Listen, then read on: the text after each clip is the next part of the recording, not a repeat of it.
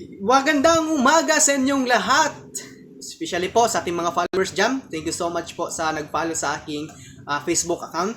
Ngayon, ang ating pag-usapan ay tungkol naman sa welding codes. Okay?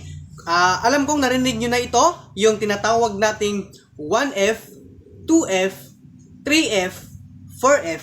At sa pipe naman, or sa ISMAW in situ naman, meron tayong tinatawag na 1G, 2G, 3G, 4G, 5G, and 6G.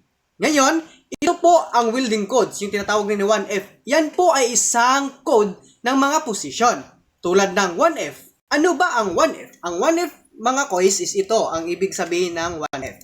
So, ang 1F po, ang ibig sabihin ay yan. Yan po ang ating fillet, weld, and flat position.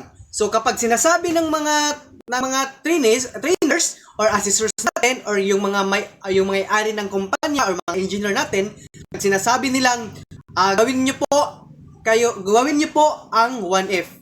So, ibig sabihin, kung sinabi niyang 1F, ay automatic, ang gagawin niyo po ay itong position na to, flat position. Pag sinabing 1F, paano naman kung sinabi niya ang 2F? Ayan. Ngayon, ano po ba ang ibig sabihin ng 2F? Ano po ang klaseng position ng 2F? So, ito po ang position ng 2F. Ayan, sobrang laki. Ngayon, yan po ang ating position ng 2F. Yan po ang tinatawag na fillet, weld, and horizontal position. Okay. Ngayon, proceed naman tayo sa tinatawag nating 3F na codes. Ano po ba ang 3F? Ayun. Ano po ang position ng 3F? Ito po ang position ng 3F. Fillet, weld, and vertical position. Lagi po natin yan tandaan kapag sinabi ng trainers natin na gawin nyo ang 3F ay automatic. Fillet, weld, and vertical position po yan. Ang ibig sabihin ng 3F.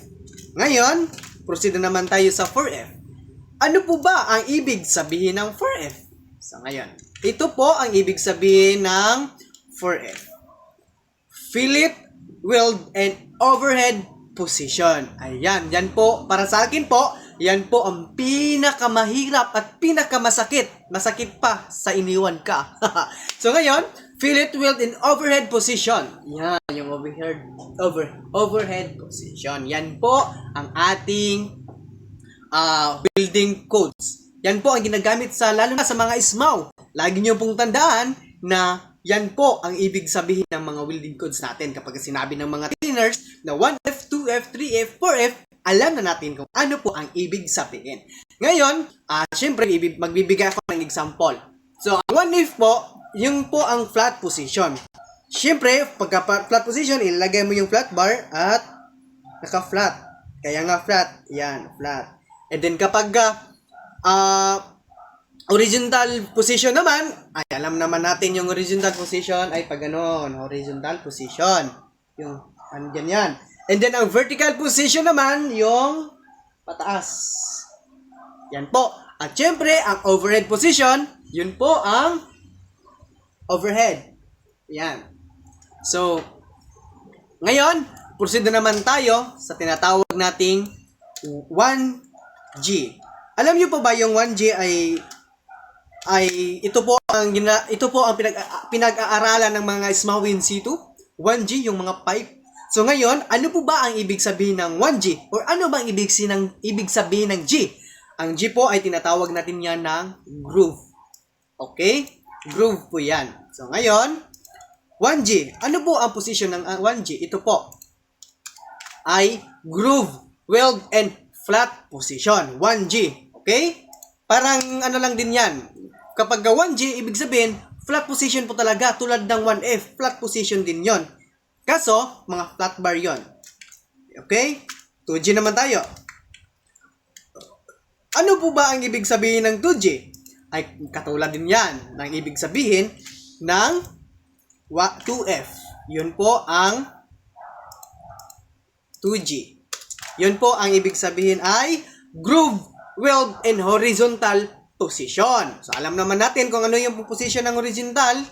So, next, ang tinatawag nating 3G. Ayan. Siyempre, ang 3G naman ay ang ibig sabihin ay vertical position. Ayan po ang ibig sabihin ng 3G. Vertical position. Same lang din po yan sa 3F. Pero ang kaibahan ay pipe yung ginagamit natin kapag groove. Ayan, ngayon, 4G naman tayo. Ano po ba ang ibig sabihin ng 4G? Ang 4G, yan po, ang ibig sabihin ng 4G is overhead position din yan. Yan po ang groove. Oops, yun po ang groove. Yun po ang groove, weld, and overhead position. Yan po ang ibig sabihin ng 4G. Ngayon, proceed na naman tayo sa 5G. Ano po ba ang ibig ng 5G? Mas marami po to. Ang groove. So, ngayon, ang ibig sabihin ng 4G ay horizontal fixed position. Yan po ang groove, horizontal fixed position. Ayan. Last, ang 6G position. Yan po ang tinatawag nating inclined position. Welding position. Inclined welding position. Yan po ang ibig sabihin ng 6G. Alam nyo po ba na yung 6G, okay, erase muna natin to. Ang ibig talaga, kasi yung nagkaiba sa 6G, kasi ang ibig sabihin talaga ng 6G, ay, i-explain ko kung ano pong 6G ha. Ito po, yan po. The 6G welding position is one of the most advanced and difficult positions to master. Yun po talaga ang pinakamahirap na position na ginagawa natin. Dapat i-master natin ang mga positions lahat. So, the pipe is fixed at a 45-degree angle and the welder must perform the weld by moving around the pipe. So, that is the meaning of 6G position, inclined welding position. Kaya, kung ikaw ay trainees ng ISMAW, ito po ang advice ko sa iyo, pag-aralan mo mabuti ang welding codes. Kasi, yan po ang sasabihin ng mga assessors natin. Okay, perform 6G. Hindi yan magsasabi na, please perform groove weld and welding and flat position. Hindi yan magsasabi. Ang sasabihin yan, perform 1G or 1F. So, kaya, tandaan mo yan, ha? So, good luck sa iyo and see you next